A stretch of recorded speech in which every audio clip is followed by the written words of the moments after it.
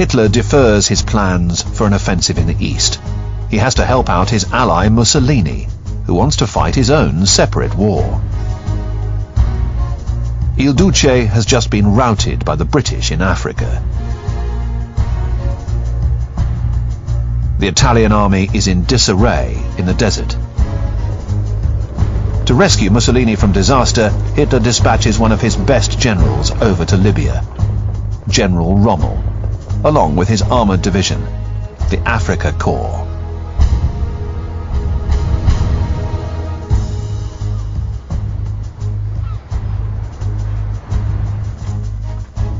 In Germany, Rommel is a big hero. He is the man who took Cambrai, Arras, Rouen and Cherbourg in May and June of 1940.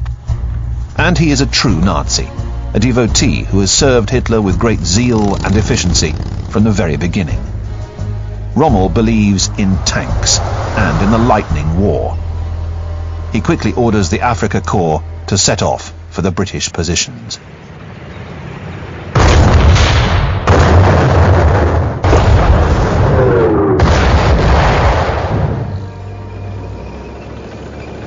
Rommel is already making a name for himself.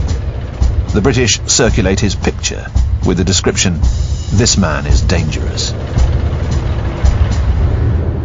Hitler attacks Greece, a country that Mussolini has already tried to take. After his blitzkrieg in the Balkans and his occupation of Yugoslavia, he drops his paratroopers over Crete. Hitler has secured his southern flank for the invasion of Russia, but he has lost precious time. Operation Barbarossa has been delayed by several weeks.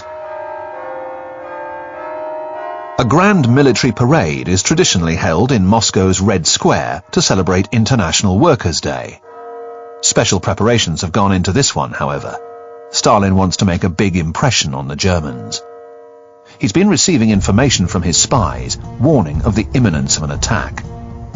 But he finds it hard to believe that Hitler would dare to break the German-Soviet non-aggression pact so soon.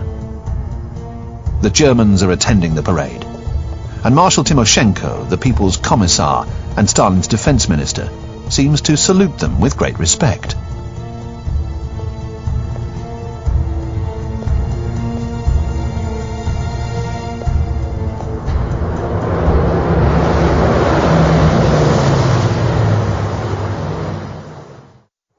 Hitler is ready to attack, but he wants to avoid fighting on two fronts. He would like to make peace with Great Britain first. In the suburbs of London, in a house that has been spared by German bombs, Rose is helping her parents, who are listening to the radio. Suddenly, an astonishing announcement comes over the BBC. In Scotland, near Glasgow, the remains of a German plane, a Messerschmitt 110, have been found. Its pilot bailed out by parachute. He turns out to be a top-ranking Nazi, Hitler's deputy, Rudolf Hess. He says, "I have come on a mission of peace." Hess was one of Hitler's first supporters, and he is one of the most fanatical.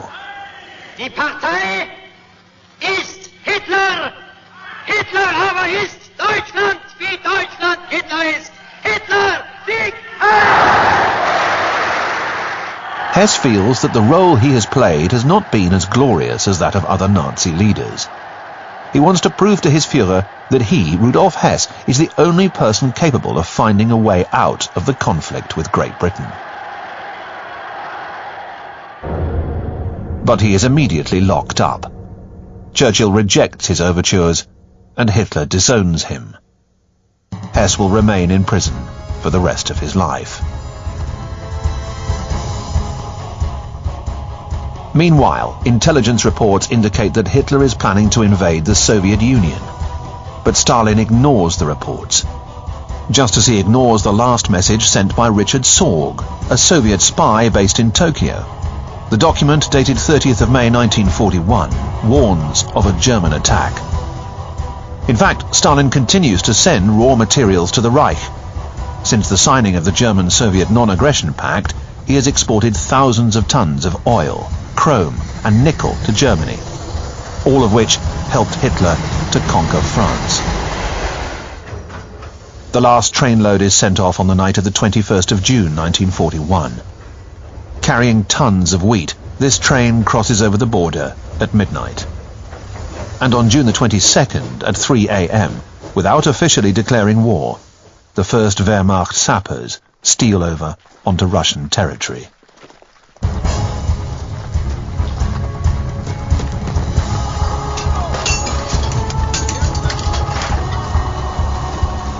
They are followed by 153 German divisions, as well as by Finnish, Romanian, Slovakian and Hungarian troops.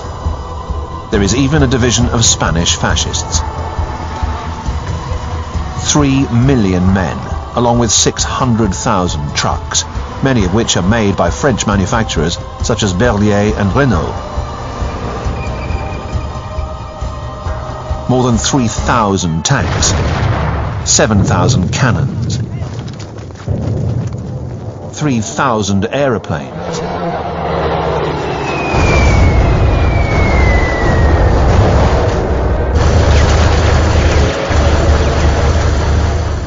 within 24 hours, 1,500 Soviet aircraft are wiped out on the ground.